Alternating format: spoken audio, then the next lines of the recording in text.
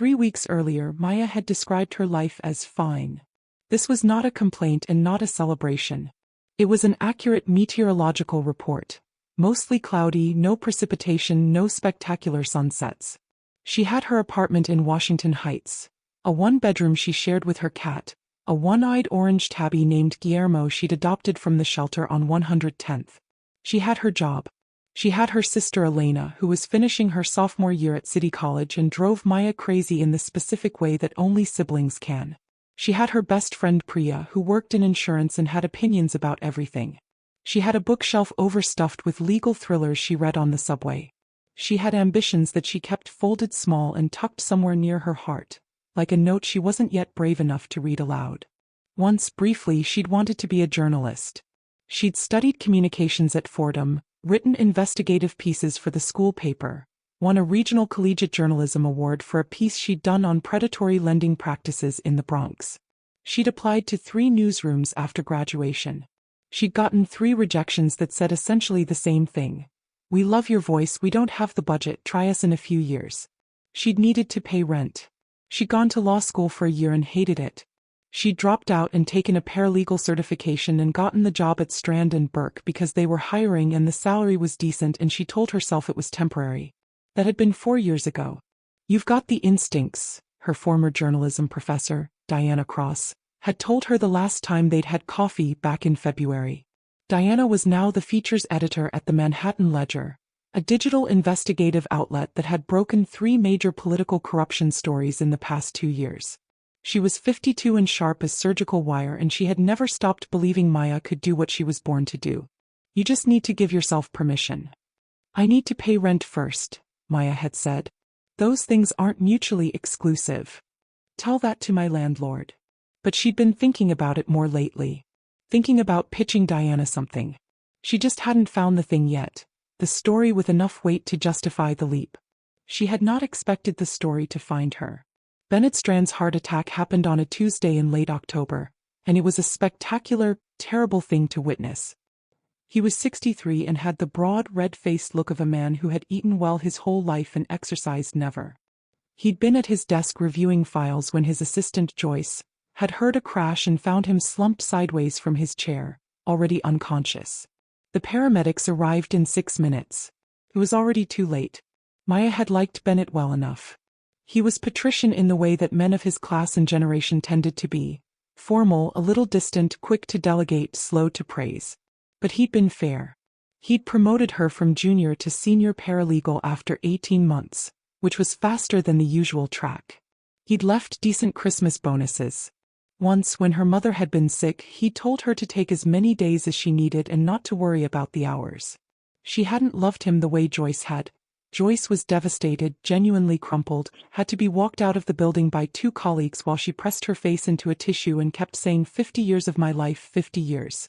But she'd respected him and his absence from the office as she sat alone at her desk at 8:45 p.m. while the cleaners ran their vacuums and the city hummed below the windows felt strange. Like a furniture rearrangement that your body hasn't learned yet. She followed protocol. She went to his office. She retrieved his files. She was careful and organized and thorough the way she always was, and it wasn't until she was back at her desk and reaching into her bag for her phone charger that she felt the second drive, the green one, separate from the labeled one she'd set in the file box. He stared at it. The labeled drive went in the file box. Protocol said anything unlabeled got flagged for managing partner review. That meant she was supposed to seal it in an evidence envelope and drop it in Howard Burke's inbox. Howard Burke's office light was off. He'd left hours ago. The envelope could wait until morning. She pulled the green drive out and turned it over in her fingers. It was unlabeled. Could be anything. Probably was nothing. Bennett had been known to carry backups of backups. Multiple copies of the same estate documents distributed across 3 or 4 drives because he'd once lost critical files to a computer crash in the 90s and had never fully recovered from the paranoia. This was almost certainly another backup. Digital redundancy. The filing impulse of an old man who didn't trust clouds. She plugged it into her laptop. It opened without a password prompt, which surprised her. There were 17 folders inside. Each folder was labeled with a 2-letter combination and a year. Alt 2009. In 2011. CJ 2013. Through to the most recent, labeled ST 2019. The two letters were clearly initials. The year was clearly a date. But she didn't know whose initials or what the dates meant. She opened the most recent folder. C 2019. Inside were three things: a PDF, a set of JPGs, and an audio file. She opened the PDF first. It took her 40 seconds to understand what she was reading. Then another 20 to convince herself that she was reading it correctly. Then she just sat there, the cursor blinking in the corner of her screen, the vacuum cleaners humming down the hall, and she felt something cold begin to spread from the center of her chest outward. The PDF was a sworn affidavit. Notarized. Signed by a woman identified only as ST, the same initials as the folder. The affidavit described, in legal and clinical language that somehow made it worse rather than better, a series of encounters that ST claimed she had been forced to participate in at the private island property of Victor Harlan, the billionaire philanthropist and financier who had died in federal custody 4 years earlier. The affidavit described other people present at these encounters. Some were described by initials only. Others, and this was where Maya's hands began to shake, were described by name. She did not open the JPGs. She opened the audio file instead. It was 42 minutes long.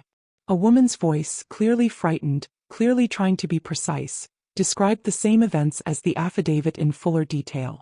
The voice named names, dates, locations. She described what had been filmed. She described where the films had been kept. 42 minutes. And then silence. Maya closed the laptop. She sat completely still for approximately 2 minutes. Then she methodically opened every other folder and skimmed every other PDF. 17 folders. 17 affidavits. 17 audio files. 43 names across the 17 documents, some appearing multiple times. At least 6 of those names belonged to people Maya recognized immediately. A current U.S. senator, 2 sitting federal judges, a former secretary of state, a tech billionaire who appeared on magazine covers with the frequency of a recurring nightmare, and a man named Warren Holt, who was currently the junior senator from Connecticut and was widely expected to announce his presidential run within the next 6 months.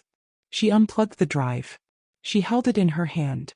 She thought, what do I do with this? She thought, who gave this to Bennett? Why? She thought, Bennett is dead. She thought, if someone killed Bennett to get this drive back.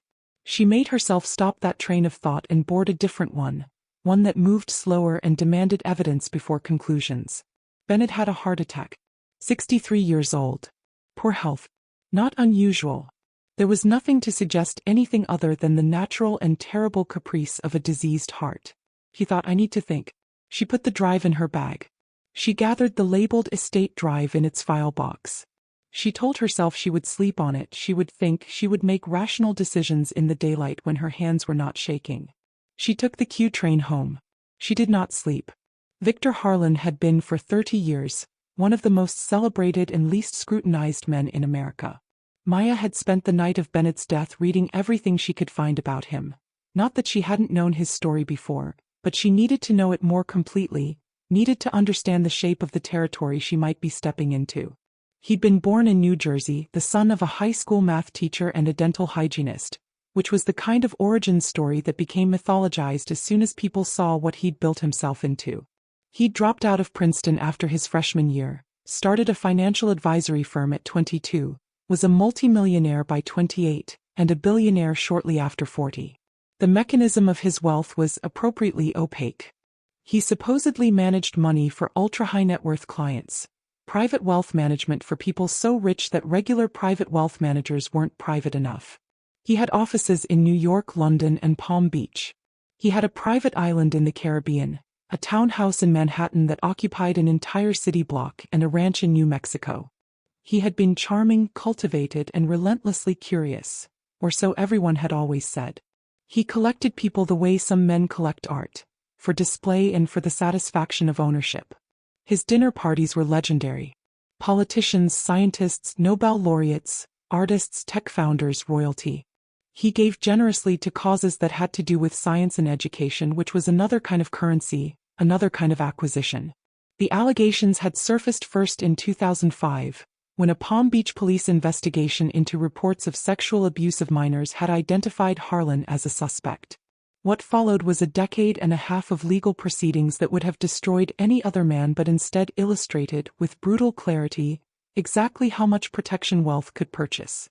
The first prosecution had resulted in a plea deal so lenient it became a case study in prosecutorial failure. A single charge, 13 months in a county jail with work release privileges that allowed him to go to his office 6 days a week, and a non-prosecution agreement that had shielded him and his co-conspirators from federal charges. He'd walked out of jail and walked back into his life. The second prosecution, federal, more serious, had come years later, finally initiated after a reporter at a major newspaper resurrected the case and published a damning account of the original investigation's corruption. Harlan had been arrested, charged with sex trafficking, and placed in federal custody pending trial. He'd been found dead in his cell 6 weeks later. The official ruling was suicide. A substantial portion of the public did not believe this. Maya was not in a position to have an opinion about whether Victor Harlan had killed himself or been killed. He did not know. What she knew was that he was dead, and that his death had closed a chapter before the book could be finished, before the names of every person who had used his island and his money and his network had been read aloud in a courtroom. Those names were on her flash drive, along with evidence. She sat at her kitchen table in the morning with Guillermo on her lap and coffee going cold in her cup, and she thought, these women gave their testimony. They trusted someone to hold it. They trusted Bennett. Why Bennett? How had he ended up with it? Who had brought it to him and why? And then the more immediate question, which sat on top of all the others like a stone. What do I do now? He could give it to Howard Burke. Bennett's death made it complicated. The chain of custody was already compromised, having spent the night in her apartment bag rather than the firm's evidence envelope. Burke would almost certainly kick it to the FBI or the federal prosecutor's office. But the FBI had not exactly distinguished itself in its handling of the Harlan case the first time around. The original plea deal had involved a secret agreement brokered with federal prosecutors. And several of the names on her drive were federal judges. She could give it to a journalist. She thought of Diana Cross. She thought, if I give this to Diana, it becomes a story. It becomes real. It becomes something I cannot take back. She already knew she wasn't going to give it to Howard Burke. She went to work that morning with the drive in her bag, said the right things to the right people about Bennett's death, attended the brief and strangely formal meeting Howard Burke called for the senior staff, and spent the afternoon feeling like she was walking through a building that had been set on fire while everyone else was still discussing the fire code. At 5:30 she called Diana Cross. I need to talk to you, she said. Not over the phone. In person. Diana, to her credit, heard something in Maya's voice and didn't waste time. Tonight. 7 o'clock. The coffee place on 77th. Okay. Are you safe? Maya looked around the office, at the late working associates bent over their laptops, at Joyce's empty desk by Bennett's closed door, at the city spreading beyond the windows in its orange and glass immensity. I think so, she said. For now. Diana Cross arrived at the coffee shop on 77th already wearing the expression she wore when she suspected she was about to receive something significant. A kind of controlled tension, like a coiled spring disguised as a person sitting casually. She was slight and dark-haired with reading glasses perpetually pushed up on her forehead, and she had spent 3 decades chasing stories that other people were afraid to print. Maya sat across from her with her hands around a cup she wasn't drinking from and told her everything. She didn't show Diana the drive. Not yet. She described what she'd found, described the contents, read from her own handwritten notes the names she'd recognized. When she was finished, Diana was quiet for a long moment. You need to let me hear the audio, she said. I know. And the affidavits need to be verified. The women need to be found. If they're willing to speak on record, that transforms this from a document story to a source story. Which changes what we can publish. I know. And I need to understand the chain of custody. How these files ended up with your boss, who gave them to him, and under what circumstances. Because if there's no provenance. I know all of this, Maya said. I've been doing nothing but thinking about it for 2 days. Diana. She leaned forward. These women gave sworn testimony. Someone has been sitting on it. I don't know if it was Bennett deliberately or if he was holding it for someone or what the arrangement was. But these women, 17 of them, gave everything they had to someone and it went nowhere. Diana met her eyes. Are you telling me you want to pursue this? Yourself. Maya had not fully articulated this even to herself until this moment. I need to understand what happened, she said. I want to find out how Bennett got these files and from whom and why nothing was ever done with them. If I can establish the chain of custody, then the contents become publishable. She paused. You once told me I just needed to give myself permission. I didn't mean for anything quite this dangerous, Diana said quietly. I know. Maya picked up her coffee. Are you in? Diana looked at her for a long moment, weighing something. If we do this, she said, we do it my way. We don't publish a word until we've independently corroborated every piece of evidence on that drive. We bring in a lawyer, someone I trust, not your firm. We tell no one else until we're ready. And the moment you believe you're in physical danger, we go to law enforcement. Not the FBI, someone I trust there too. And Maya. She reached across the table and put her hand over Maya's. You understand that if even half of what you've described is accurate, the people on that list will do almost anything to stop this from coming out. I understand. Wait, Diana said. She took a breath. Show me the drive. The first thing Maya did, at Diana's insistence, was make 3 copies of everything on the drive. One went to a secure server managed by the Ledger's IT team under a protocol Diana had established for exactly this kind of situation. One went to a physical copy encrypted and stored in a safety deposit box at a bank branch in Brooklyn under Maya's name. One stayed on the original drive, which Maya kept on her person at all times. The second thing she did was look at the JPGs. She'd been avoiding them. She'd known from the moment she'd seen the folder structure what they probably were. Digital photographs. Of what she hadn't wanted to confirm. She confirmed it now, sitting alone in Diana's office after hours with the door locked. They were surveillance photographs. Not graphic images of abuse. That distinction felt important, though she understood it might not be. They were long-lens photographs taken at a distance, the kind produced by a telephoto camera from a position of concealment. They showed men arriving at and departing from what was clearly a private island property. She recognized it from media photographs of the HARLAN estate. They showed faces. Many faces. Some familiar, some not. Someone had been watching. Someone had been documenting. Who took these? She asked Diana the next morning. That's the key question, Diana said. These didn't take themselves. Someone with access, close access, built this evidence file and gave it to your boss. A whistleblower. Someone inside the operation. Someone who trusted Bennett. Someone who needed a lawyer. Diana spread the photographs across her desk. Bennett handled estates. He also, if I'm not mistaken, handled some of the legal work for certain old New York families who were adjacent to the HARLAN circle. I need to do some digging. While Diana dug into Bennett's client history, Maya began the work of finding the women. The affidavits gave her initials and dates. The audio recordings gave her voices and, occasionally, more specific identifying details. A hometown, a school, a physical characteristic. She spent 3 days building a careful map of possibilities from public records, court filings from the original HARLAN cases, and the journalism that had already been done on the case. She found a woman named Sarah Tillman in the public records of the original civil suits against the HARLAN estate. The initials matched. See 2019. She cross-referenced the date in the affidavit with Sarah Tillman's known history and found that the date corresponded to a period when Tillman had been under a gag order that had since expired. She drove to Westchester, where Tillman now lived. She sat in her car outside a small yellow house on a quiet street for 45 minutes before she allowed herself to knock. The woman who answered the door was 31 years old and had the carefully composed expression of someone who has spent years learning to show exactly what she intends to show and nothing more. She was brunette and slight, and she looked at Maya with wariness and the particular exhaustion of someone who has been through a long siege. My name is Maya Reyes, Maya said. I'm working with a journalist at the Manhattan Ledger. I believe I have something that belongs to you, and I want to know if you're willing to talk to me. Sarah Tillman looked at her for a long moment. What is it you think you have? She said. An affidavit, Maya said. In your voice.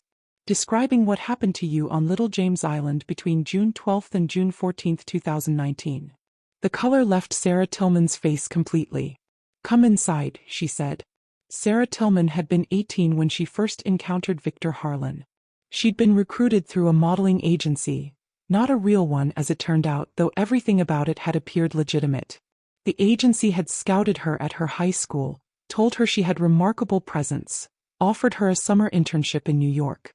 Her parents, working people from Connecticut, had been proud. She'd been thrilled. She'd gone to New York.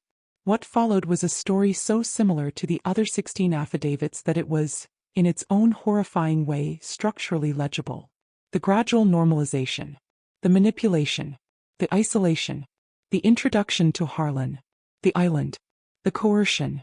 She was now 31 and worked as a social worker, which she told Maya with a kind of grim humor she said she'd learned in therapy.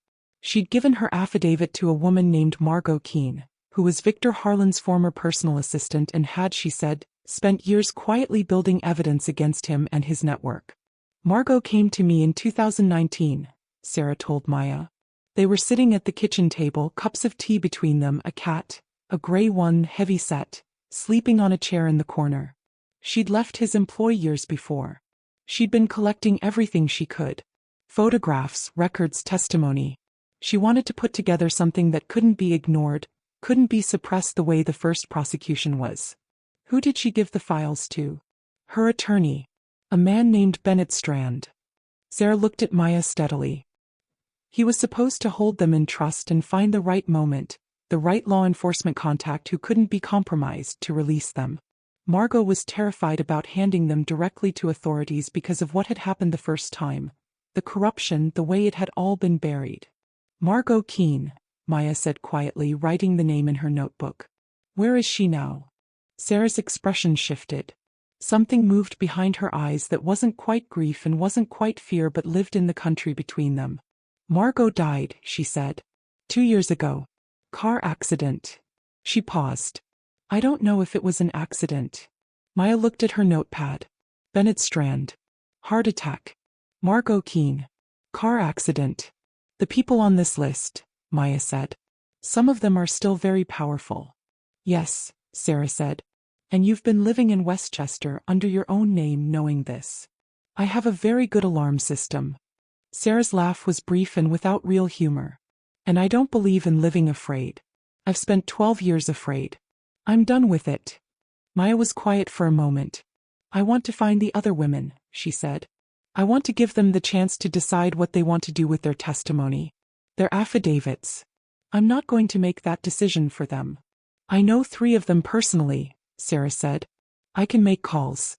There's something else, Maya said. I need to find out whether Bennett Strand's death was natural.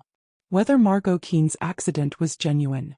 I need to understand the full scope of what these people are willing to do. Sarah looked at her across the kitchen table for a long, measuring moment. Be careful, she said. That's all I'm going to say. Be very, very careful. These aren't just rich men who are embarrassed. Some of them have security details. Some of them have lawyers who specialize in making problems disappear.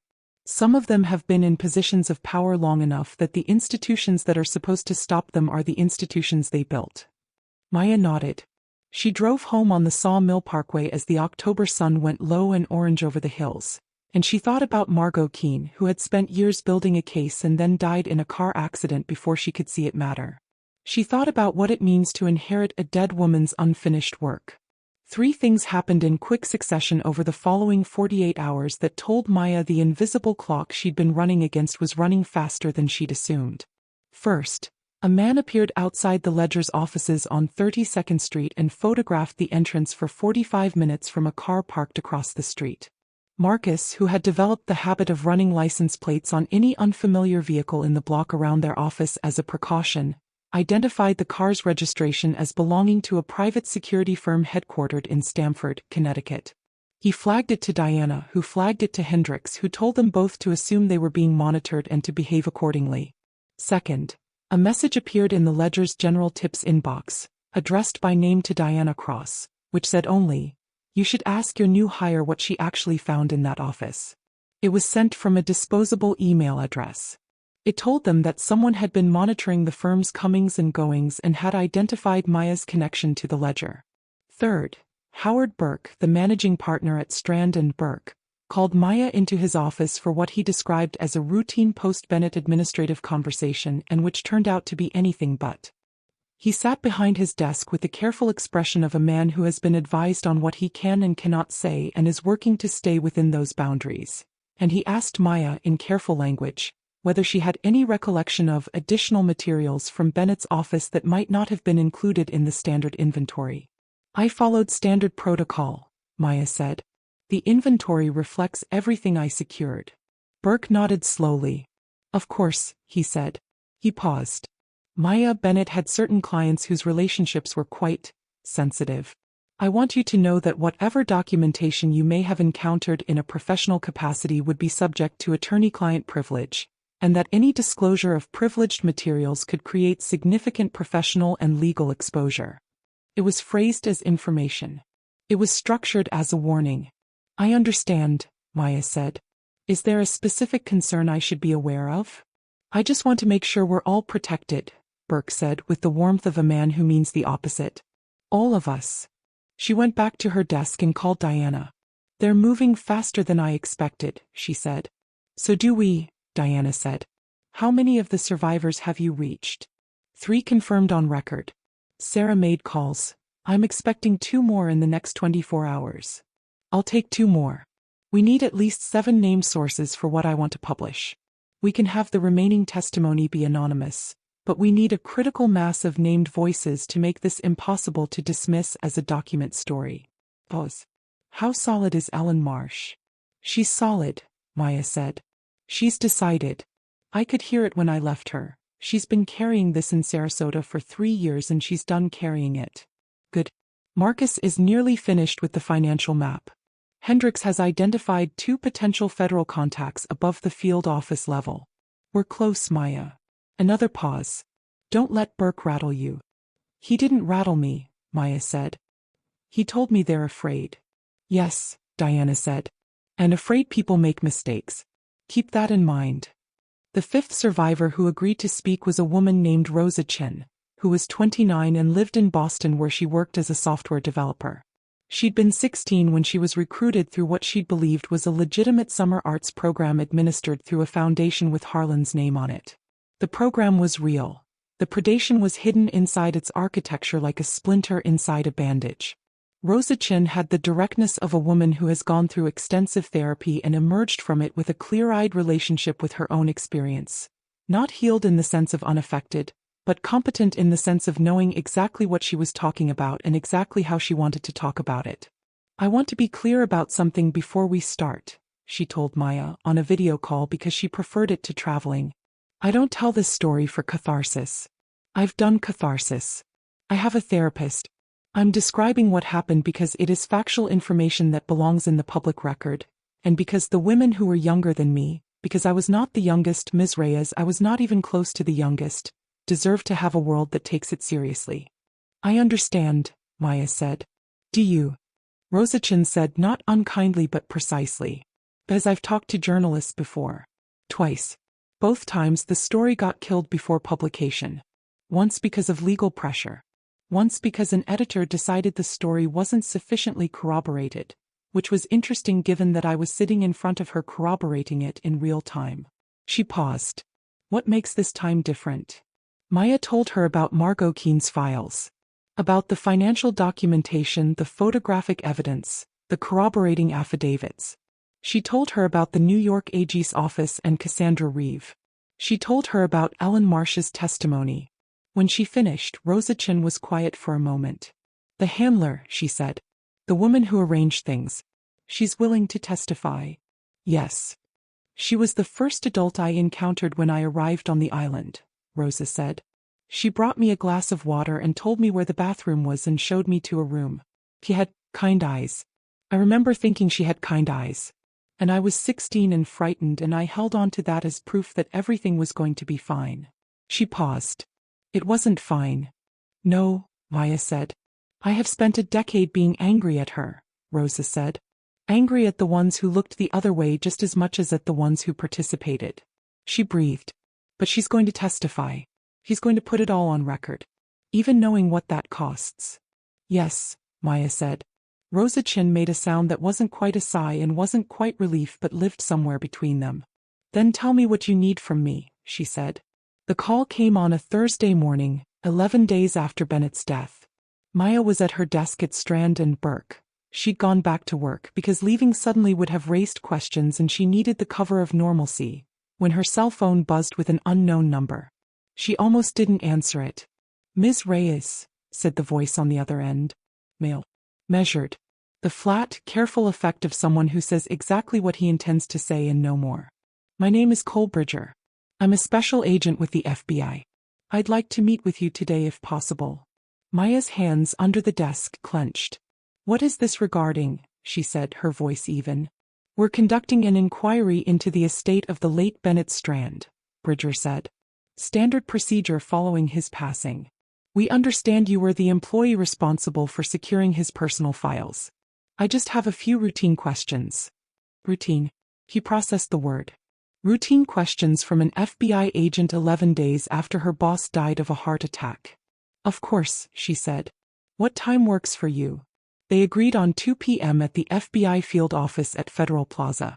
She texted Diana immediately. FBI wants to meet. 2 p.m. What do I do? Diana's response came within 30 seconds. Don't say anything you're not sure about. Don't lie, that creates exposure. Don't volunteer information. And call Hendricks before you go. Hendricks was David Hendricks, the attorney Diana had brought in 2 weeks ago. A civil rights lawyer who'd handled whistleblower cases and had an absolute distrust of government that Maya found, under the circumstances, professionally appropriate. He called Hendricks. He told her to request that the meeting be delayed by 24 hours so her attorney could be present. She called Bridger back and did this. Bridger agreed without hesitation, which told her nothing except that he was patient. She met Cole Bridger the following afternoon with Hendricks beside her. Bridger was 40, lean, with a kind of face that would have been handsome if it were ever less deliberately composed. He wore a decent suit and had gray eyes and something behind them that Maya couldn't quite read. Not quite sympathy and not quite threat. He was polite. He offered coffee.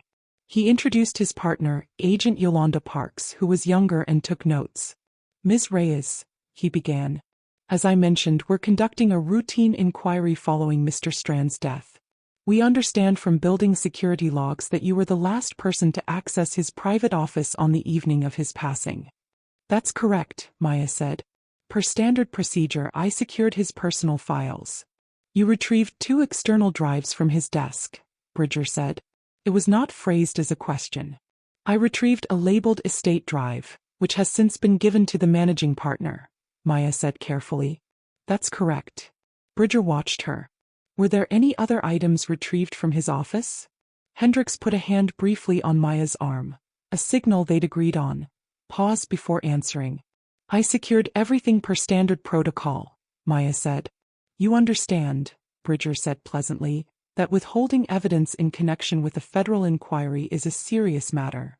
My client has not stated that she is withholding anything, Hendricks said. She has described what she retrieved per firm protocol. If you have a more specific question, please ask it. Bridger looked at Maya without blinking.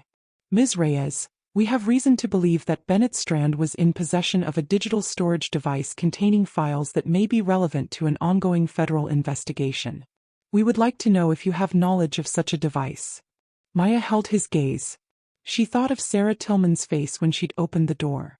She thought of Margot Keene, who had spent years building a case and died in a car crash.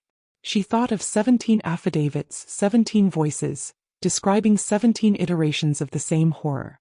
I'd need to know more about the nature of this ongoing investigation before I could respond, she said. Bridger's expression did not change. I'm not at liberty to discuss the details of an active investigation. And I'm not at liberty to speculate about what may or may not have been in my employer's possession, Maya said. But if there's something specific you'd like to show me in writing, I'm happy to consider it with my attorney. The meeting ended 40 minutes later with nothing resolved and everything implied. In the elevator down from Federal Plaza, Hendricks said, Someone told the FBI you were the one who had those files. I know, Maya said. Which means someone is watching you. Or watching the firm. I know. How long do you think you can sit on this before it becomes untenable? Maya looked at the elevator doors. Long enough, she said. I just need a little more time. Thomas Vance called her at home that night. She'd never heard of Thomas Vance before she'd seen his name in Bennett's old billing records. Records Diana had spent 2 weeks quietly reconstructing through court filings and public documents. Vance had been a client of Bennett Strand's for 12 years. He was a corporate attorney at a white shoe firm, the kind of man whose entire professional existence was defined by his proximity to power. He had, at various points, been on the boards of 3 of Victor Harlan's charitable foundations. He called from a number that showed up as a Connecticut area code. Maya almost didn't answer. She answered because she was trying to learn who was watching her, and you couldn't learn that by hiding. Ms. Reyes. The voice was smooth and warm and utterly without sincerity, the voice of a man who had spent decades practicing warmth as a professional instrument. My name is Thomas Vance. I'm an attorney and I was a close personal friend of Bennett Strand's. I'm reaching out because I understand there may be some confusion about certain materials from Bennett's office, and I'd like to help clarify things. What sort of clarification? Maya said. Bennett was holding certain documents for me in his capacity as my attorney, Vance said. These documents are privileged and confidential, and their unintended circulation could cause some unfortunate misunderstandings.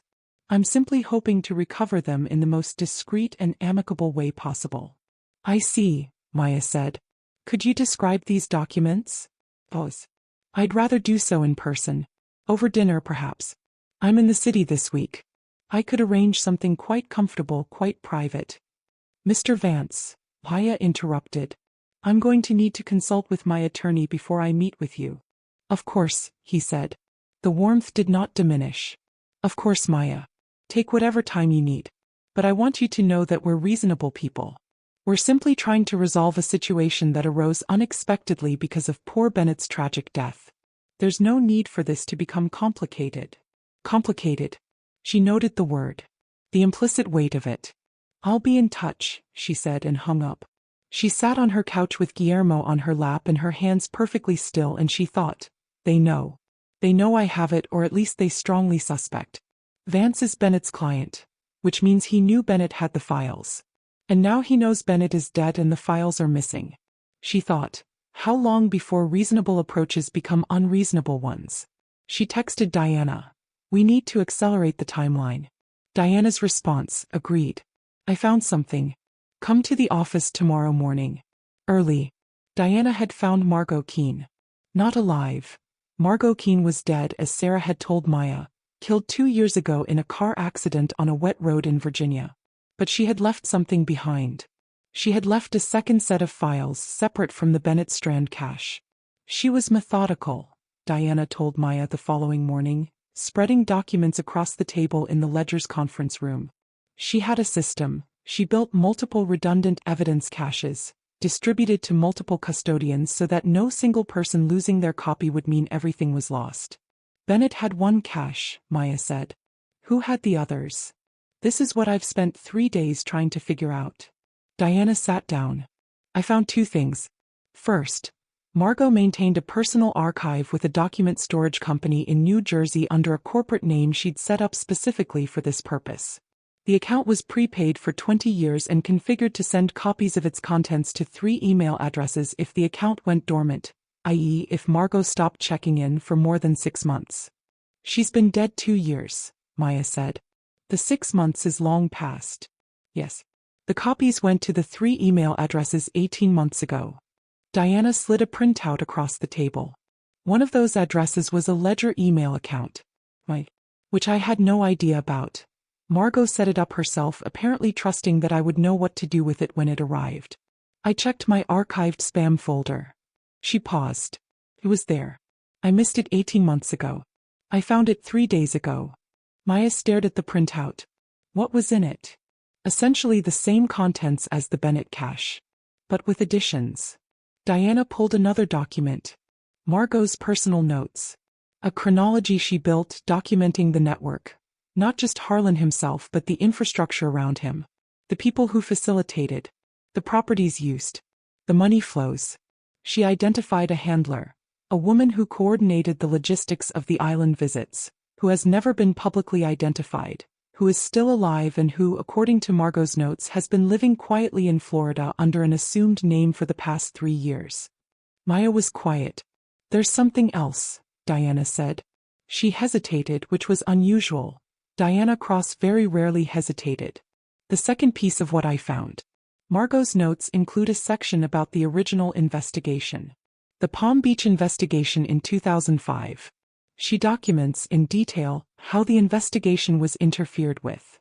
She put her hand flat on the table. She names an FBI agent who was involved in suppressing evidence. An agent who is now a special agent in charge, based out of New York. Give me the name, Maya said. Diana told her. Maya looked at the name on the paper for a moment. Then she pulled out her phone and scrolled to the contact she'd saved after their meeting at Federal Plaza. Special Agent Cole Bridger's supervisor's name appeared on the FBI's public website directory. It was the same name Diana had just read her. The knowledge that the FBI field office might be compromised changed the calculus considerably. We go over their heads, Hendricks said that evening in his office, where they'd convened an emergency meeting. Maya, Diana, and a researcher from the Ledger named Marcus Webb, who was 29 and hypercompetent and wore the expression of someone permanently in the middle of 5 thoughts simultaneously. There are options. The Senate Judiciary Committee has oversight functions. There are inspectors general. There are clean contacts in the DOJ Civil Rights Division. All of which takes time, Diana said. And during which time they know we have the files. Someone talked to the FBI. Someone called Thomas Vance. Or Vance called the FBI, Marcus said. He'd been staring at his laptop. I've been looking at the connections between Vance's firm and the names on that list. Senator Warren Holt, the one people are calling the likely presidential candidate, his campaign finance chair sits on the board of Vance's firm. Ann Vance's firm has 3 senior partners who went to Harlan's Island at least once according to the photo evidence. He looked up. This is a full network. It's not just Harlan. He was the center, but it radiated out. There were people on the periphery who weren't necessarily participants but who benefited from the relationship, financially, politically, who have interests in this staying buried even if they were never on the island themselves. A protection network, Maya said. More like an ecosystem, Marcus said. Harlan was the nucleus, but what kept the whole thing stable was the web of complicity around it. People who looked the other way, people who took money, people who owed favors. The entire point of what he built, the parties, the connections, the dinners, the charitable giving, was to make as many powerful people as possible feel that they had something at stake in his protection. How many of those people are still active? Diana asked. Most of them, Marcus said. He's been dead 4 years. The case officially closed. These people have had 4 years to exhale. And now they're not exhaling anymore, Hendricks said.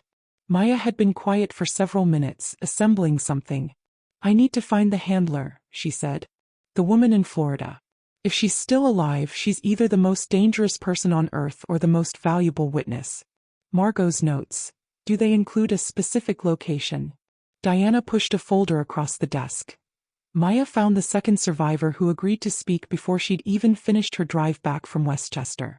Her name was Angela Barros, and she was 34 and lived in Philadelphia, where she taught high school English and coached the debate team and had, according to her Instagram page, 3 cats and a very active sourdough starter, and the determined, anchored life of someone who has spent years building things that can't be taken from her.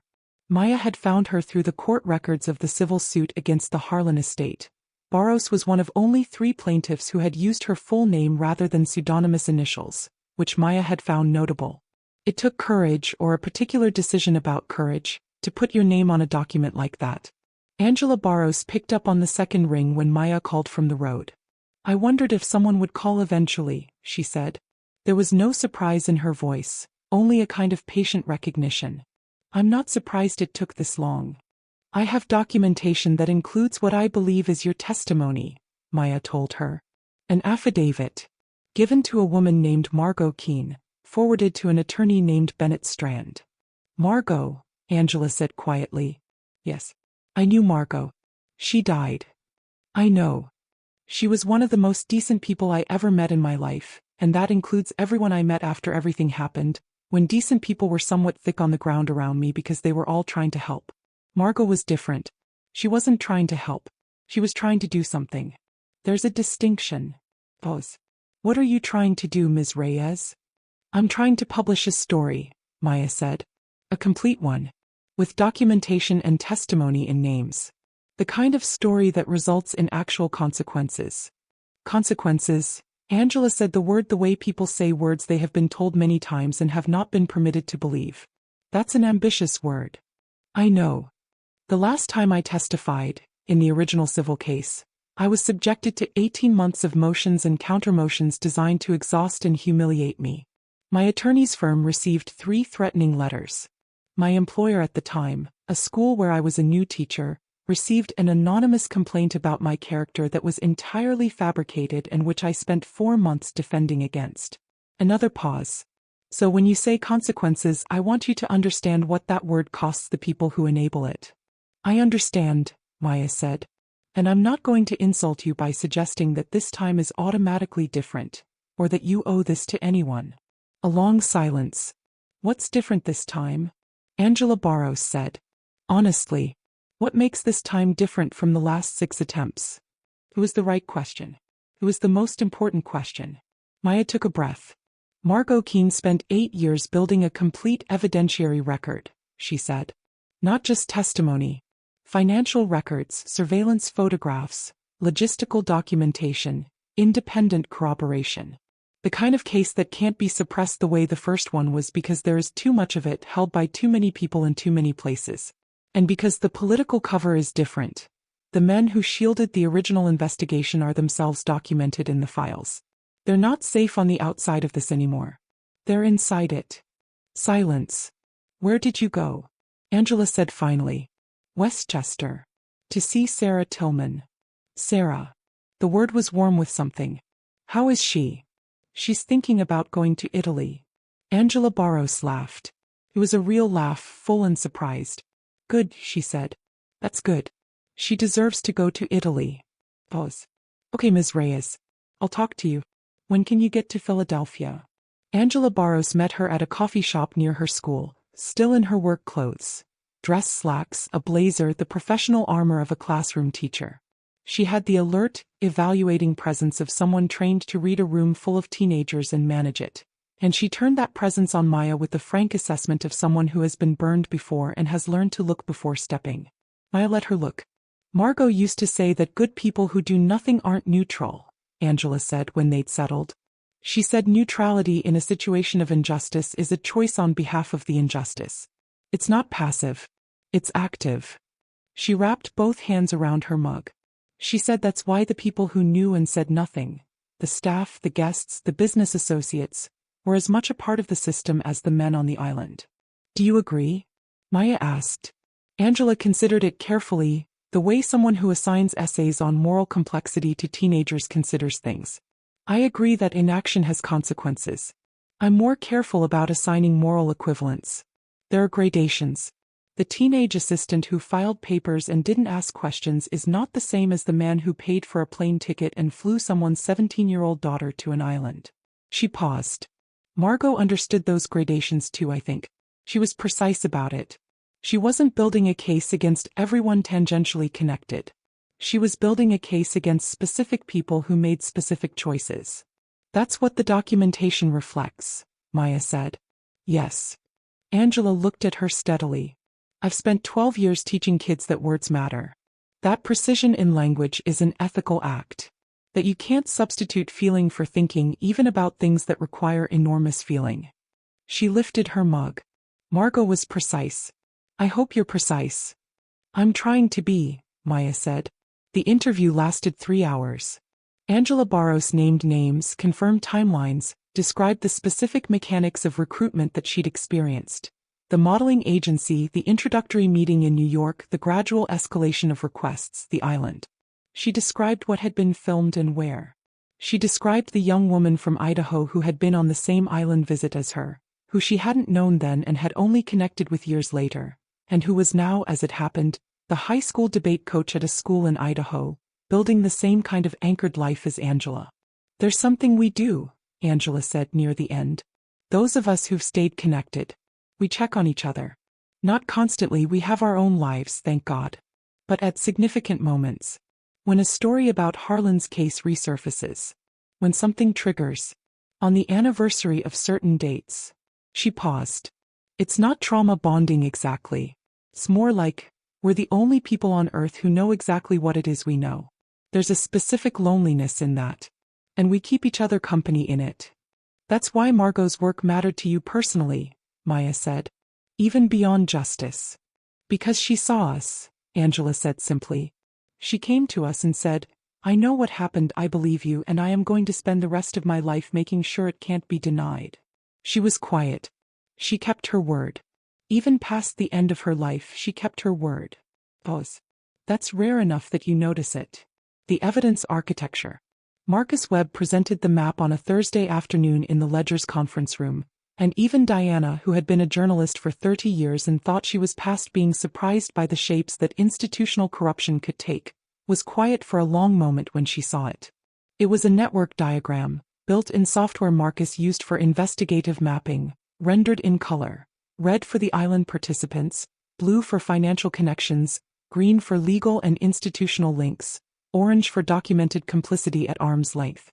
Victor Harlan was at the center, ringed by the red dots of the island visits.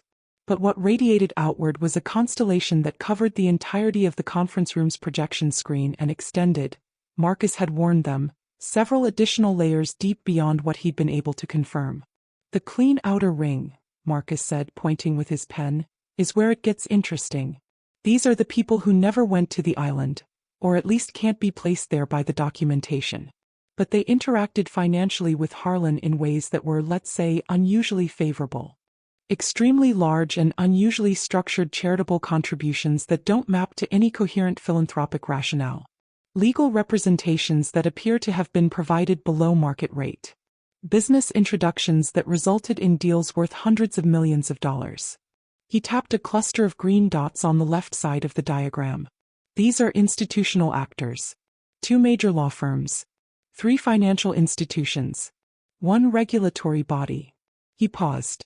And 1 senator's campaign finance operation that received approximately $6 million in bundled contributions through 3 PACs that trace back to holding companies that trace back to 2 of Harlan's own foundations. Holt, Diana said. Holt, Marcus confirmed. Clean money, or at least legal money technically, but the routing was clearly designed to obscure the source. And when you overlay it with the dates on the island visit documentation, the majority of the political contributions arrive in the 12 to 18 months immediately following documented island visits. He paused, letting that settle. It's suggestive. It's not prosecutable on its own. But combined with his documented presence in the photographs, it becomes pattern evidence, Hendricks said from the corner, where he'd been leaning with his arms folded. Exactly. Maya was looking at the diagram in its totality. What does Margot's documentation say about the financial structure specifically? Marcus moved to a different section. This is where her work is most remarkable. She had, apparently, some kind of financial background. She worked in foundations for years, understood the structure. She built a 7-year financial map of how money moved through the Harlan network. Not just his personal wealth, but the charitable structure, the business interests, the personal loans and gifts to associates. He highlighted a particular thread. There's a payment series here, quarterly, structured as consulting fees, going to a LLC whose beneficial owner, when you trace it through 4 shell companies, is the same man who was the deputy U.S. attorney responsible for negotiating the original plea deal in 2008. Silence. She documented bribery, Diana said. She documented payment flows that, in context, support an inference of bribery, Hendricks said carefully. The documentation is strong enough to open a formal investigation. Whether it rises to prosecution depends on what the account records show when subpoenaed. Which is what Reeves' office can do, Maya said. Which is what Reeves' office can do, Hendricks agreed. The moment we transmit this documentation with sufficient context, they have probable cause to go after the financial records. And once you have the financial records, he spread his hands. The gesture completed the sentence. Maya looked at the diagram again. At the red center and the radiating web of complicity. Harlan's been dead 4 years, she said. All of this, all of these connections, all of these payment structures, have been sitting in plain sight in financial records that exist and are accessible for 4 years. Why hasn't anyone built this before? Marcus was quiet for a moment. Because building it requires someone with access to the full document cache Margot assembled, he said. Without the specific payment dates and LLC structures that she identified, you don't know where to look. The financial records exist, but the ocean of legitimate financial activity obscures them. Margot built the map. We're following it. He paused. She did the work. We're the beneficiaries of it. We're not the beneficiaries, Maya said. The people she built it for are the beneficiaries. She looked at the diagram one more time. Let's give them what's theirs. The handler's name, according to Margot Keene's notes, was Ellen Marsh. She'd been known to Victor Harlan's inner circle simply as Ellen. A coordinator, a fixer, a person whose specific function had never been defined in any official capacity because she'd never had an official capacity. She'd appeared in financial records as a consultant on Harlan's charitable foundations. In reality, according to Margot's notes, she'd been the person who arranged the logistics of what happened on the island. The travel, the accommodations, the people. She'd disappeared 18 months before Harlan's arrest. Whether she'd known what was coming and fled, or whether someone had moved her for safekeeping, Margot's notes didn't clarify. What they included was an address, a rental property in Sarasota, Florida, cross-referenced with a real estate record filed under a corporate name that resolved, through 3 layers of holding company, to a trust associated with one of the foundations. She's being kept, Marcus said when he traced the corporate trail. Someone is paying her housing. Someone wants her somewhere accessible and quiet. Or somewhere controllable, Maya said. She booked a flight to Sarasota. She went alone. Diana had wanted to send Marcus with her, but Maya argued that 2 people were more visible than one, and the point right now was visibility minimization. She flew in on a Wednesday morning, rented a car with her personal credit card, and drove to a quiet neighborhood near the bay where the houses were modest and well-kept and the streets were lined with palms. The property was a small ranch house behind a white fence, with a screen porch and a car in the driveway. The car, she noted, was a late-model Honda Accord with Florida plates. It looked like the car of someone trying very hard to look ordinary. She sat in her rental for 20 minutes. Then she got out and knocked. Ellen Marsh opened the door herself. She was 63 and had the look of a woman who had once been beautiful and had then decided that beauty was a trap she was done baiting. Her hair was gray and cut short. She was wearing yoga pants and a linen shirt, and she held a coffee mug, and she looked at Maya with the expression of someone who has been expecting a knock on the door for years and is relieved, in a complicated way, that it has finally come. I don't know your face, she said. I'm Maya Reyes. I have Margot Keene's files. Something moved across Ellen Marsh's face that Maya couldn't name. Come in, she said. Ellen Marsh poured 2 cups of coffee and sat down across from Maya at a kitchen table that held a crossword puzzle book and a ceramic bowl full of sea glass and nothing else. The house was clean and impersonal in the way of places people are living in temporarily but have been living in temporarily for a long time. Margot is dead, Ellen said. It was not a question. 2 years ago. Ellen nodded. She turned her coffee cup in her hands. I always thought she'd be the one to finally do it. She was the most determined person I've ever met. She built that file over 8 years. 8 years of careful, dangerous, patient work. Tell me about your role, Maya said. Not what the public records show. What actually happened. Ellen Marsh looked at her for a long moment with eyes that had clearly seen a great deal and had made peace with most of it, except the things that didn't deserve peace. I was 28 when I started working for Victor, she said. I'd answered an ad for a foundation administrator. I was smart, I was efficient, I had no family in New York, and Victor liked people with no local roots, fewer complications. I did my job well. He gave me more responsibility, more access, more money. She paused. I thought I was building a career. I told myself for years that I was just a logistics person. That what happened on the island wasn't my job, wasn't my concern, wasn't something I had the standing to stop. I told myself these lies quite successfully for approximately 6 years. And then I met one of the girls, she said simply. She was 17. She was from Idaho and she thought she was going to a modeling tryout. And I looked at her in the lobby of the New York house and something in me understood, for the first time without the protection of my own delusions, Exactly what I was part of. She was quiet. I didn't stop it. Not that day. I'm not going to tell you I became a hero. I became something different. I became a person who helped Margot. Quietly. From the inside. For 3 years I fed Margot information. Dates, names, documentation. Then I left. Then I disappeared. Someone has been paying your rent, Maya said. Ellen looked at her mug. Yes. Who? A man named Arthur Keene, she said. Margot's brother. He's been protecting me in exchange for what I know. In case it ever became relevant. Maya processed this. Arthur Keene knows the contents of Margot's files? Arthur Keene has a copy of the files, Ellen said. Margot's third custodian. She met Maya's eyes. She always said, if it comes out from everywhere at once. So there's no single point of failure. So they can't suppress it all. She paused. Where are you in the process? How close? Close, Maya said. I need your testimony. On the record. Named. With everything you know about the logistics of the island operation, the people who participated, how it was organized and concealed. That plus the affidavits, the photographs, Margot's documentation, and a corroborating chain of custody transforms this from a document dump into a prosecutable case. Ellen Marsh was quiet. You know what happens if I go on the record, she said. Yes. I spend the rest of my life looking over my shoulder. You're already doing that, Maya said gently. You've been doing it for 3 years. Ellen looked at her for a long moment. Then she looked at the bowl of sea glass on the table.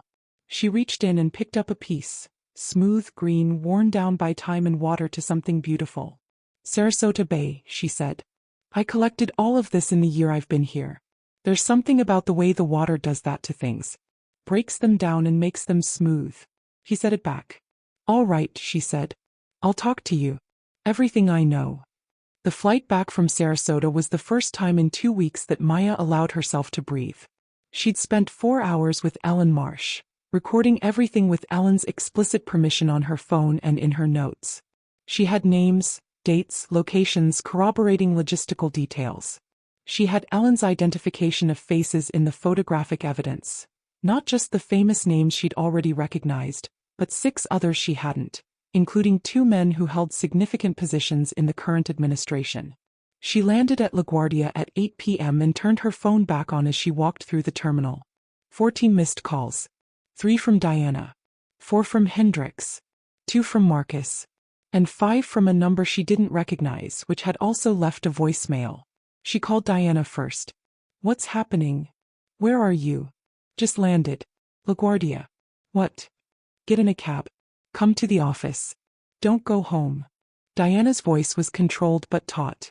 Thomas Vance has retained new counsel. His new legal team filed an emergency motion this afternoon in federal court claiming privilege over undescribed materials alleged to have been improperly removed from the Strand and Burke offices. The motion doesn't name you explicitly, but it names a former employee in possession of privileged client materials, Maya finished. Which is me. Hendricks is preparing a response. But there's something else. Marcus has been following Senator Holt's security detail.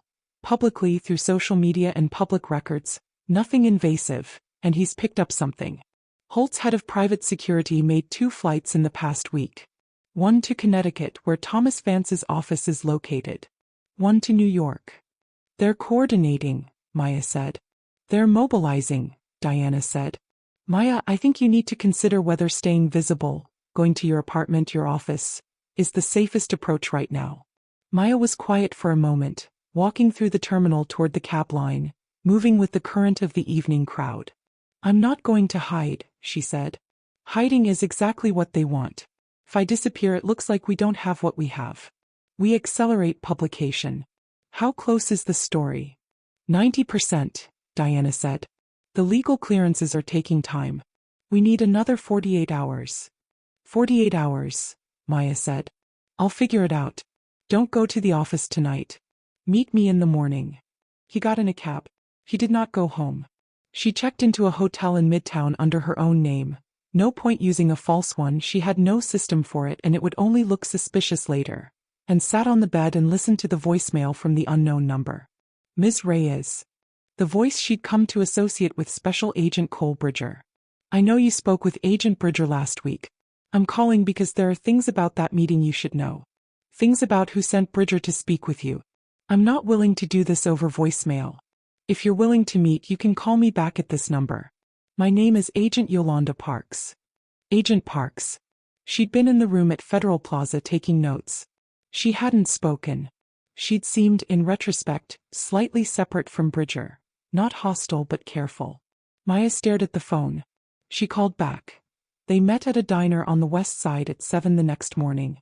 Parks was already there when Maya arrived, sitting in the back booth with a coffee and an expression that suggested she'd been there for a while, thinking through what she was about to do. She was 35, compact, with short locks and reading glasses she kept taking off and putting on as they talked, as if she couldn't decide whether to see things clearly or not. "I have 3 years left until I'm eligible for my pension," she said by way of opening. "I want you to understand what I'm risking." "I understand," Maya said.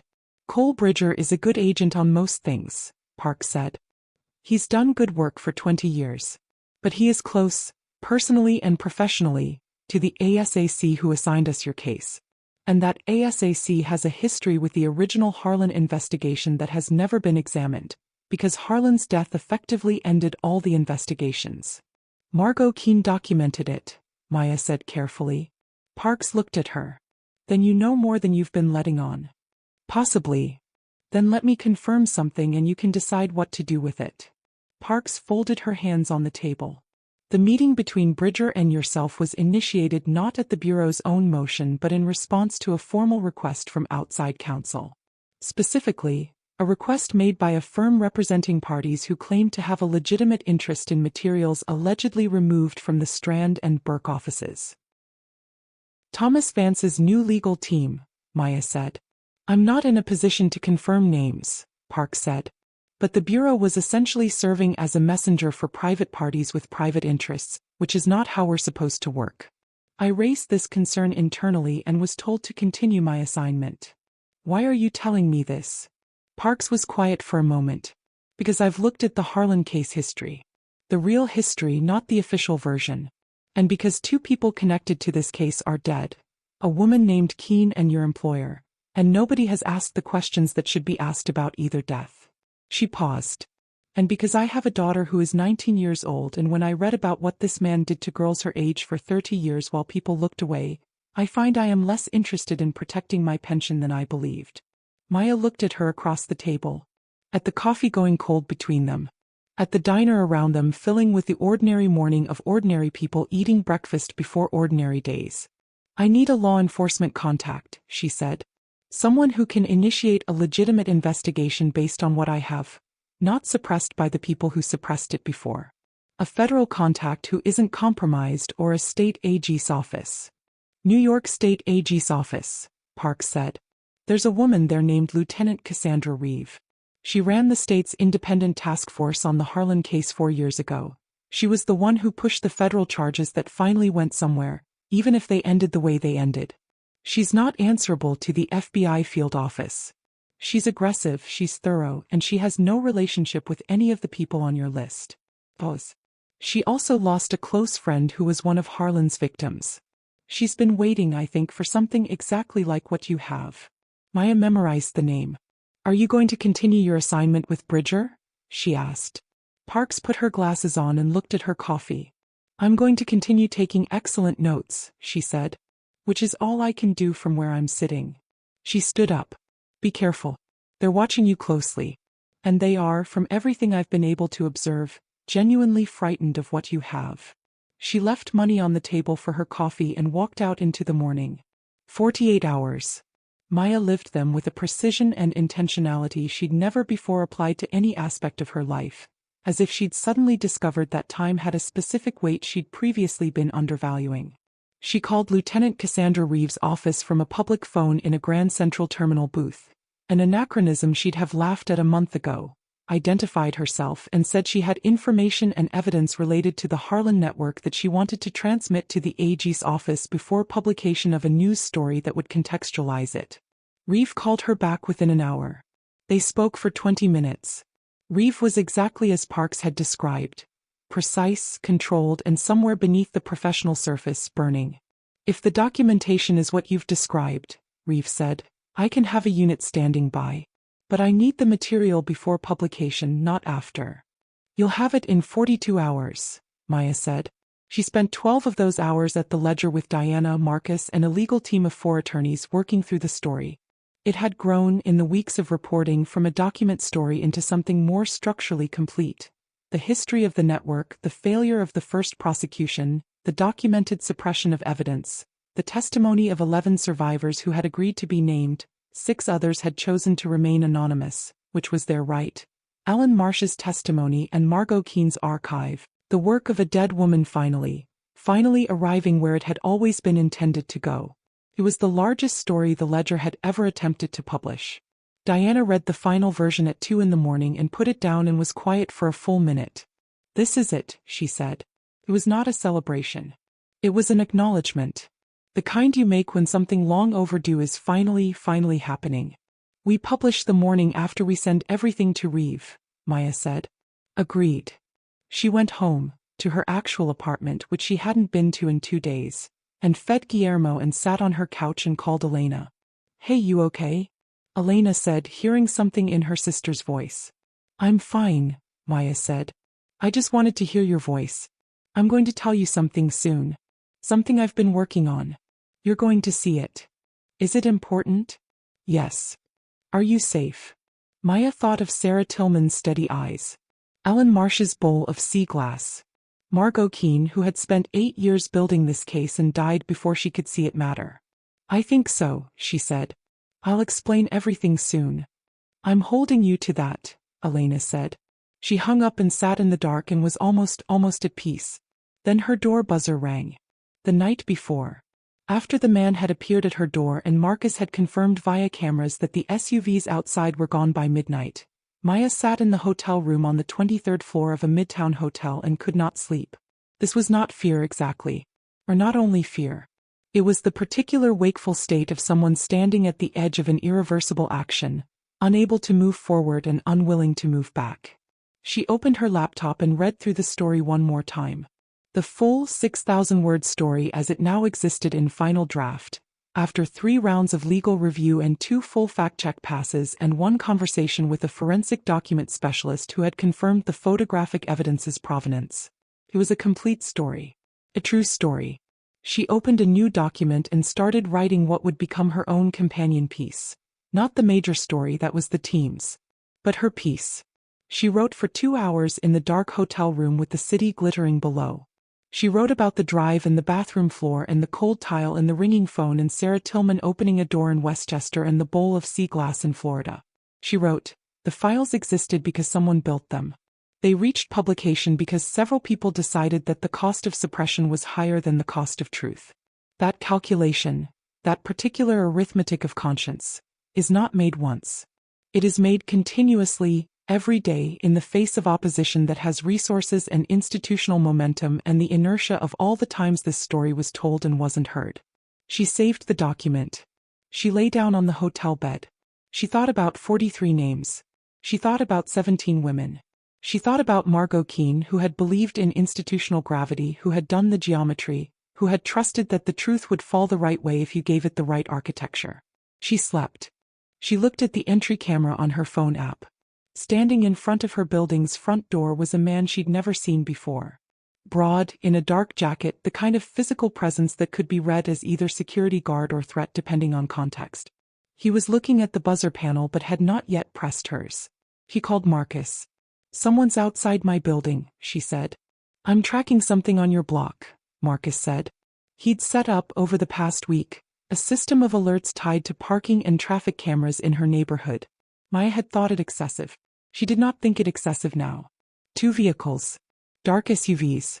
Parked for the past 20 minutes. License plates. Wait. She heard him typing. Both registered to a security company out of Greenwich, Connecticut. Vance's firm is headquartered in Greenwich. He looked at the camera. The man outside was still looking at the panel. Don't open the door, Marcus said, which she'd already decided. Don't go outside. Is there another exit? There's a back door through the laundry room. Leads to the alley. I'm calling a car to pick you up on the alley side. Marcus. It's already done. You have approximately 3 minutes before they figure out you're not going to buzz them in. Pause. Why? The files are all backed up. Reyes has been sent a preliminary copy of the documentation as we discussed. It went 20 minutes ago. Even if they take your copies, the story exists. It cannot be stopped now. She understood he was telling her this so that she wouldn't make a choice out of defiance that she should be making out of safety. She grabbed her bag, laptop, drives, keys, jacket, and went through the laundry room and out the back into the alley. The car was already there. She spent the last night before publication at Diana's apartment on the Upper West Side. Diana had a guest room and a black cat named Journalist, named Diana claimed because he was always getting into places he shouldn't, and she made scrambled eggs at midnight and they sat at the kitchen table and talked not about the story but about other things. About Diana's early career at the Post, about the first story she'd ever broken that mattered. About Maya's mother in Queens, her father who had died when Maya was 11, the way that loss had made her the person she was. You know what the work does, Diana said at one point. When it's the right work. When it's what you're supposed to be doing. What does it do? It makes the fear worth it, Diana said. Not the danger. The danger is just the danger. But the fear, the particular fear of being the person who knows something and has to decide what to do with knowing it. That fear when the work is right becomes the fuel. Maya turned her coffee cup in her hands. I keep thinking about Margot, she said. She built all of this and she died before. She stopped. She didn't die before it mattered, Diana said. She built the thing that made it matter. She trusted the right people with it. Trusted that someone would eventually pick it up. He looked at Maya. She was right. They published at 6 a.m. The headline read, The Harlan Network. 17 survivors, 43 names, and the decade of silence that protected them. By 7 it had 100,000 reads. By 9 it had 1 million. The day that followed the publication was unlike any day Maya had ever experienced. She spent it at the Ledger in a conference room with Diana and Hendricks and Marcus and 2 additional attorneys. Her phone rang continuously. News organizations wanted interviews. Her inbox was flooded. Marcus managed her digital presence with the efficiency of an air traffic controller. But the most important call came at 10 a.m. Ms. Reyes, said Lieutenant Cassandra Reeve. We've begun reviewing the complete materials transmitted to our office last night.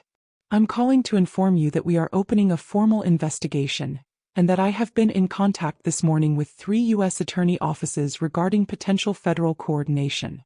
Pause. I also want you to know personally that what you and your colleagues have assembled here represents extraordinary investigative work. The women whose testimony forms the core of this evidence, they deserved this years ago. I'm sorry it took this long. Maya was quiet for a moment. Do you know about Margot Keene? She asked. I'm familiar with Ms. Keene's death, Reeve said, her voice careful. The circumstances are being reviewed. And Bennett Strands. Also under review. Maya nodded to herself. What about Thomas Vance?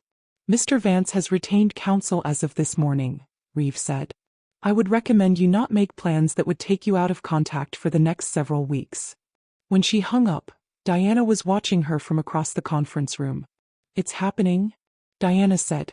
It's happening, Maya said. Senator Warren Holt issued a statement at 11 that morning. It was 2 paragraphs of lawyerly language that denied the characterizations in the Ledger's reporting while simultaneously not denying the underlying facts, which was a rhetorical feat that required more craft than Holt was typically credited for. It was, Maya and Marcus agreed, the statement of a man whose lawyers had told him to be very careful and who was being very careful. By noon, 2 other named individuals had issued statements. One, a tech billionaire, denied everything outright with the truculent energy of a man who had always been believed before. One, a former federal judge now in private practice, released a statement through his attorney that said only, My client is cooperating fully with all inquiries. Cooperating. The word that always meant something had already been arranged. Thomas Vance did not issue a statement. He disappeared entirely from any contactable address. His offices said he was unavailable. His attorney said he had no comment. Marcus ran tracking on his known travel patterns and found no bookings, no credit card activity, nothing. He's gone to ground, Marcus said. Or someone moved him, Maya said. By 2 in the afternoon, the first-named senator's office had announced that he would not be seeking re-election in the coming cycle. By 4, the tech billionaire had issued a second statement that significantly walked back his denial, now using phrases like, "This is a deeply complicated matter, and I take all concerns seriously." At 5, the Manhattan Ledger's switchboard received a call from the press secretary of Warren Holt, who asked for comment on the senator's upcoming announcement. "What announcement?" Diana asked when the press secretary was patched through. "The senator will be making an announcement regarding his political future tomorrow morning," the press secretary said, and his voice contained everything and nothing at once. Diana said she would take the senator's statement at that time. She put the phone down and looked at Maya across the conference room table, and for the first time since all of this had begun, she allowed herself a small, real smile. Maya went to see Sarah Tillman that weekend. She drove out to Westchester on a Saturday morning when the trees were giving up their last leaves and the air had turned properly cold for the first time since October. Sarah was in her driveway when Maya arrived, raking leaves, and she looked up and saw Maya coming and stopped raking and just stood there for a moment. "Have you been watching?" Maya asked. "Yes," Sarah said. "All week. There's going to be a federal investigation. A real one this time. Lieutenant Reeves' office. She's been wanting this for years." Sarah looked down at the rake in her hands. "I know," she said quietly. "I read everything you wrote about it." She paused. "Margot would have," she stopped, swallowed. "She would have been impossible to deal with. She would have been completely insufferable about it. She would have been right to be." Maya sat down on Sarah's porch steps. After a moment, Sarah came and sat beside her. "Some of the others have called me," Sarah said. "Since the story came out. Women I haven't spoken to in years. One of them said she hadn't told anyone, not her husband, not her therapist, what happened to her. She read the story and called me and told me she'd been carrying it alone for 12 years. Maya was quiet. "Is there something that comes after this?" Sarah asked. "For me, I've been thinking about it. I've spent so long in the framework of what happened to me that I'm not sure I know what the world looks like outside it." "I think that's what you figure out next," Maya said. "Not knowing yet isn't a problem. It's just where you are." Sarah leaned her head back against the porch rail and looked up at the gray sky. "I have a friend who's been asking me to go to Italy with her for years," she said. "I've always had a reason not to go.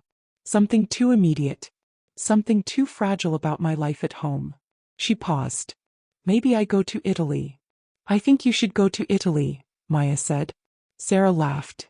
A real laugh, brief and startled, the laugh of someone remembering they could still be surprised by lightness.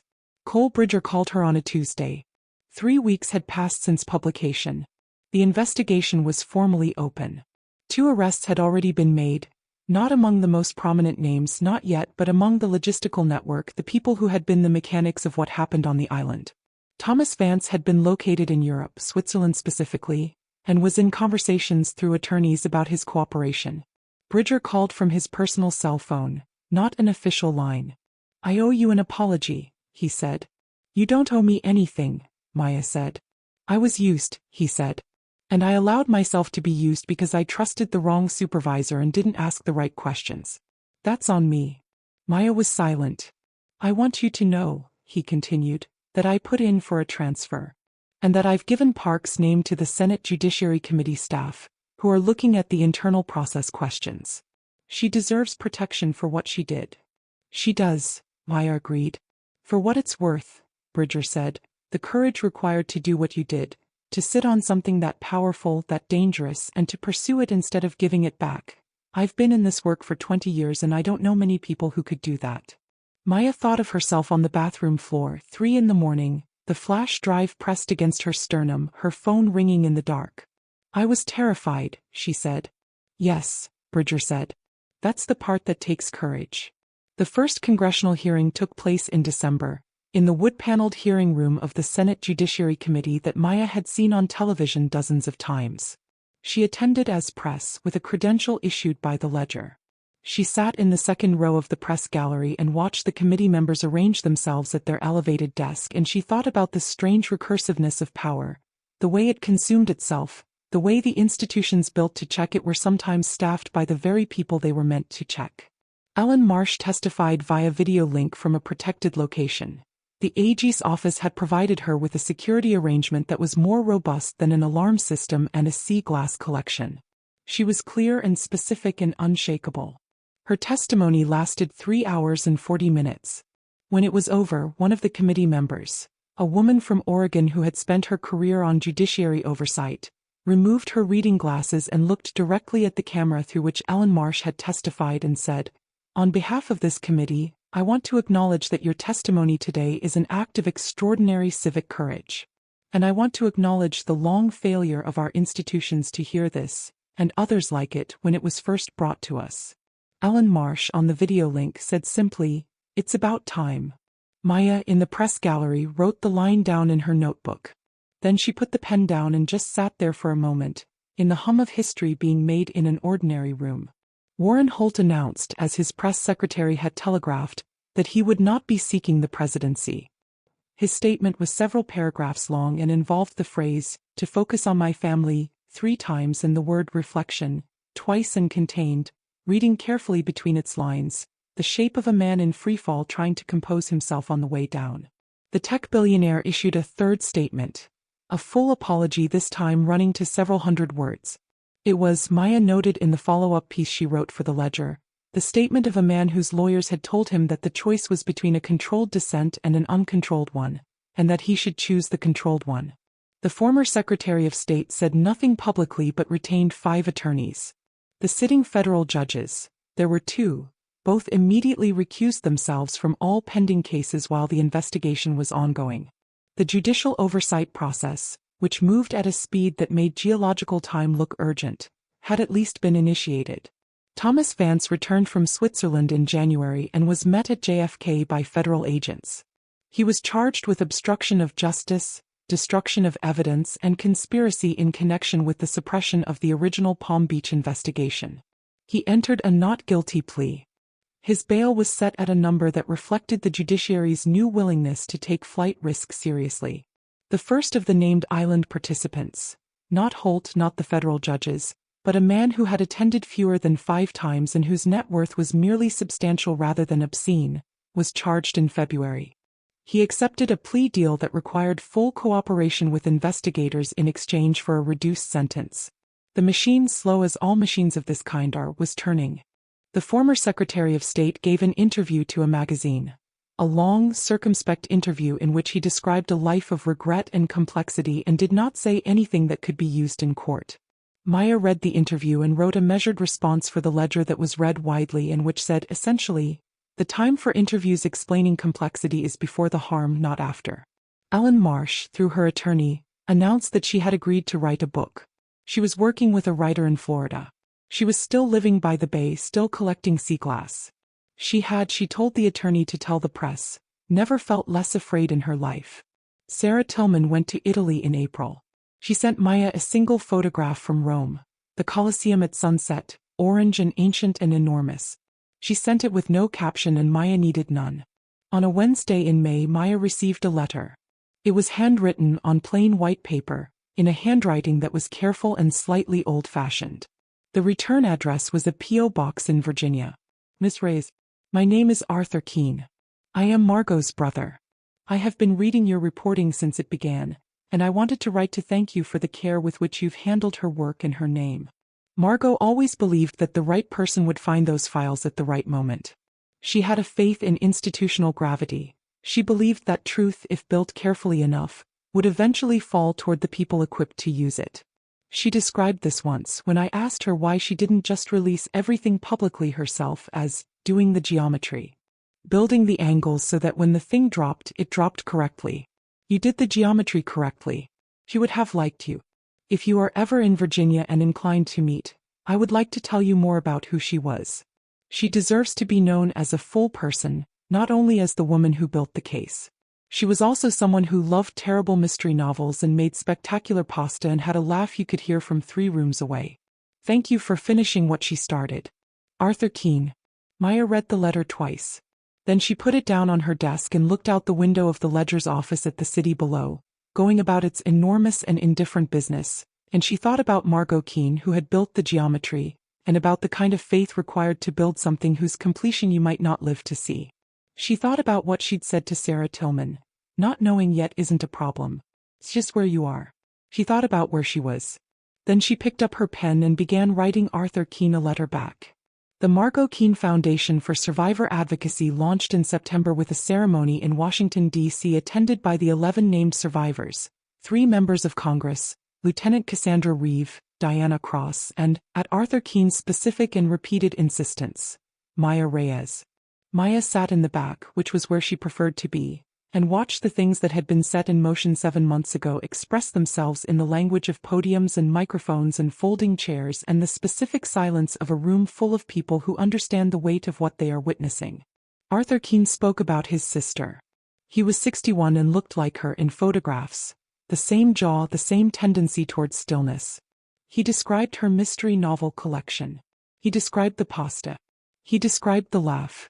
He described a woman who had spent 8 years building a case that she knew she might not live to see matter, and who had built it anyway with the methodical patience of someone doing geometry, calculating angles, trusting that the truth had a physics of its own that would carry it to its proper destination if only you gave it the right architecture.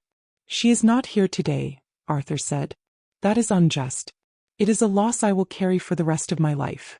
But this room exists because she existed. These women being honored today are being honored because she refused to stop.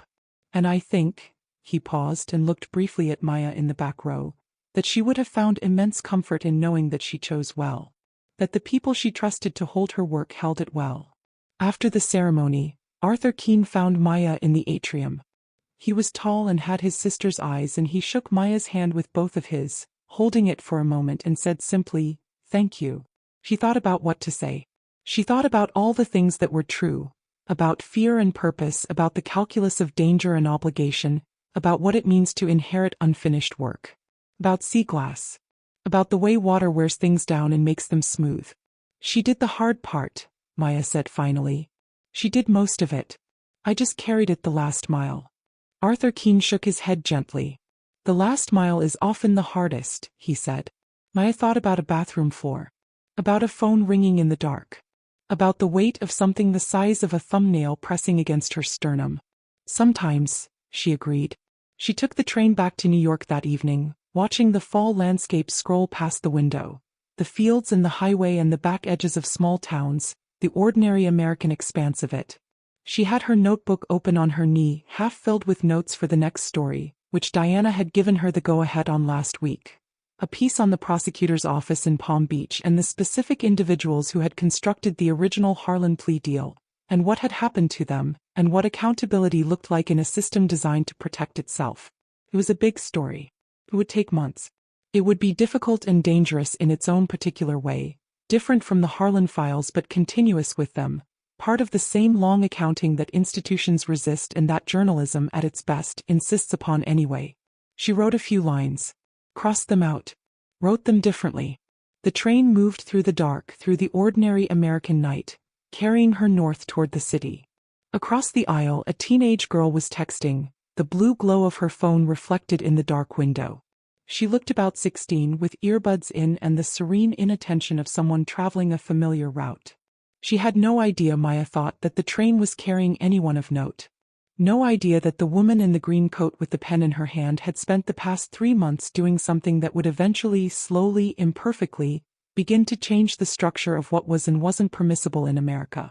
No idea. And that was fine. The work didn't require an audience. The work required only that it be done. Maya looked at the girl for a moment with something she couldn't fully name. Not exactly maternal, not exactly personal, something more diffuse. The feeling of having done something for someone you don't know, in a world you want to be slightly better than the one you inherited. He thought for you. For the ones who came before you. For Margot. For Sarah. For Angela. For Rosa. For the woman from Idaho who is now a debate coach and who the files never got to name. She thought, for the ones still out there in the world that is slightly better now who will never know what almost wasn't done. She wrote it down. She would use it later at the end of the companion piece, the last line. I wrote this for the ones who will never know it was written for them.